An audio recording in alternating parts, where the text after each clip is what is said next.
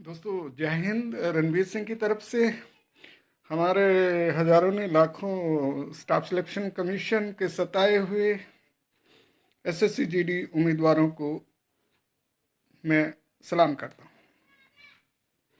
दोस्तों, आपके आने के उपलक्ष्य में दिल्ली का मौसम भी करवट ले रहा है। बदलाव देखने को मिल रहा है। शाम को ठंड बढ़ गई है।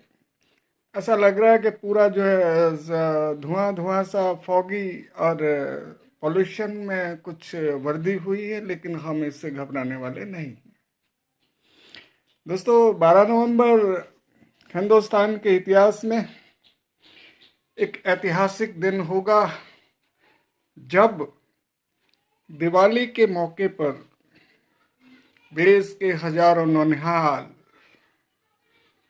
अपनी माँ की छांव को छोड़कर और इस सदी के संत बापू की समाधि पर शरण में आएंगे, ताकि मीडिया, आम पब्लिक और सरकार का ध्यान इस ओर जाए कि 3 साल से लंबी चली भर्ती प्रक्रिया, जिसके कारण ये युवा ओवरएज की कगार पर हैं, और अगर ऐसा होता है जो पिछले 10 साल से होता आ रहा है, चाहे वो 11 की भर्ती हो या 2015 की भर्ती हो,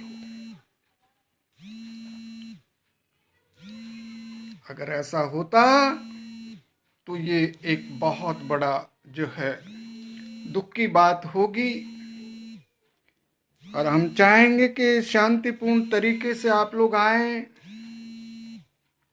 सेफ्टी की बहुत जरूरत है, क्योंकि आपको ये याद रखना होगा कि घर में कोई मेरा इंतजार कर रहा है। जिस हिसाब से आप घर से चले हैं, उसी कदमों का इस्तेमाल करते हुए आपको घर जाना और शांतिपूर्ण तरीके से यहाँ दस्तखत देनी है। जो लोग अभी घरों से नहीं चले हैं, मैं उनके लिए भी राय दूंगा कि वो अपना स्वेटर वगैरह भी जरूर ले लें, क्योंकि कल के और तापमान में आज में कुछ थोड़ा सा फर्क है। कंबल जरूर ले लें।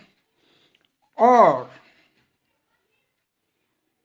उम्मीद करते हैं कि ये जो ऐतिहासिक धरना प्रदर्शन, जिसमें देश भर के हजारों अलग अलग राज्यों से जो उम्मीदवार भाग लेंगे, इस देश की तदबीर और तस्वीर बदलने का आमादा जो रखते हैं, एक नई दिशा और दशा तय करेगा 12 नवंबर का धरना प्रदर्शन। हमने तकरीबन मीडियाज को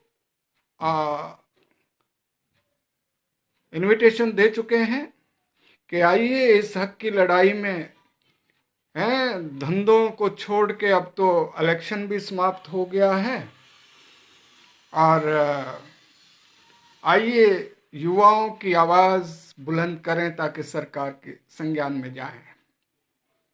हम किसी पार्टी पॉलिटिक्स के नहीं हैं, ये वेरी क्लियर करना चाहेंगे, लेकिन जो लोग, जो भी राजनीतिक सत्ता हो या पक्ष हो विपक्ष हो, जो लोग भी आना चाहें, जो नेता आना चाहें, जो युवाओं के हक की बात करें, उनके जो हम क्या मांग रहे हैं आपसे, सिर्फ 25,000 सीटें बढ़ाने की बात करें, 60 ऑलरेडी हैं।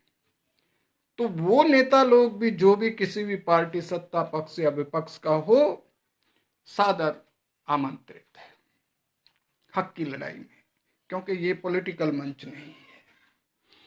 हमारी जो है गुहार तो माननीय प्रधानमंत्री जी तक है और आवाजें जा रही है, लेकिन दुख की बात है कि गृह मंत्री जी और गृह राज्य मंत्री जी को बार बार उनके ऑफिस में टेलीफोन करने और उनके जो विशेष सहायकों से बात करने के बावजूद आज तक नहीं बुलाया गया।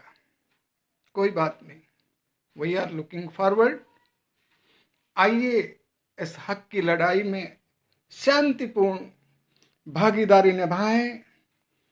ऐसा पहली बार होगा जब एक ऐतिहासिक मार्च होगा, शांतिपूर्ण मार्च, बैनर पोस्टर के साथ। बैनर पोस्टर भी ऐसे बनाए जाएं, लेकिन सरकार को हम चेता रहे हैं कि आने वाले जो इलेक्शन है उसमें ये लोग महत्वपूर्ण भूमिका निभाएंगे अगर आपने हमारे युवाओं की आवाज को इग्नोर किया। Very clear.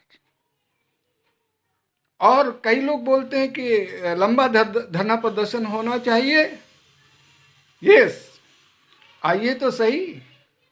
रणवीर फैसला नहीं करेगा, पंचायत फैसला करेगी कि अगला कदम क्या होना चाहिए, वो आपसे पूछ के किया जाएगा। धन्यवाद। हम आपके जो है विश्व प्लीजेंट ये कोरोना फ्री और जो है पोल्यूशन इवनिंग आपको बहुत बहुत मुबारक।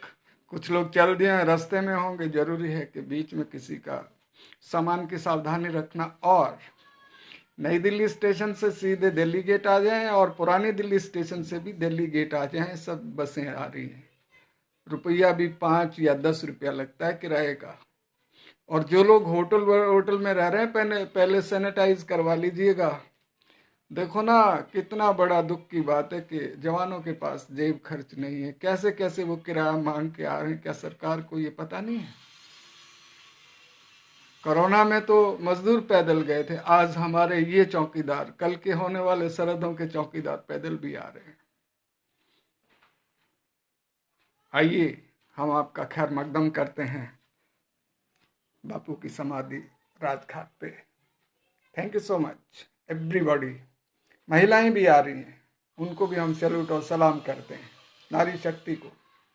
आइए राजघाट बापू की समाधि, अहिंसा के पुजारी की समाधि पे हम आपका इस्तकबाल करते हैं। Thank you so much everybody.